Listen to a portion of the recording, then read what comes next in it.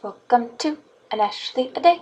Hooray! Hey everybody, welcome to an Ashley a day, day 153. As you know, I am trying to avoid technology, so I spent my day looking through some of the boxes that are my stuff that I moved here from, the other house since I moved. And I looked in a box that I hadn't even unpacked since the last time I moved, 4 years ago. It had a bunch of notebooks in it from junior high and a little bit from high school. And I was reading through some of the notebooks, and it's interesting to look back on what you had written or doodled and drawn and took notes on, like when you were younger. That's why I like to save my notebooks, schoolwork and essays and all that stuff, because it's fun to look back on it. I actually left a box of mostly letters in the house we just moved from, and I called it a time capsule because we put it behind a drywalled wall in my closet. There's a big hole, we put drywall over it. Time capsule. So that's why I like saving that kind of stuff. In 8th grade, my English teacher had us write a little blurb every Friday. Basically, she would give us a topic and we would write on it. It was really interesting just to read it. Looking through all of my notes back then, both Duke and Chance were alive. It's just really cool to look back and read that. Going through notebooks, I found a doodle notebook. You kind of get in the mindset of your younger self.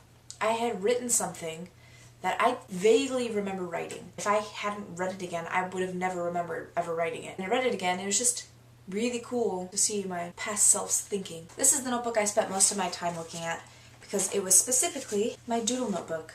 And it's just really cool because I look through and there's just random scribbles of things that I drew with people, writing notes back and forth. It's funny because I remember drawing this picture. I remember it. It's from 2009, so that's what, 4 years ago.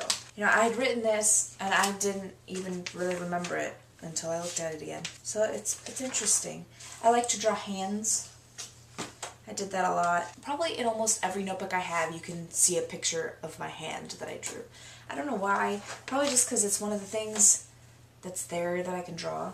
There's even a page of me drawing eyes. I remember back then thinking they were really bad. But looking at them now, they're decent. I mean, they're not fantastic by any stretch of the means, but they're decent. And it's just funny to look back at notebooks because, like I said, you get a glimpse of your past younger self.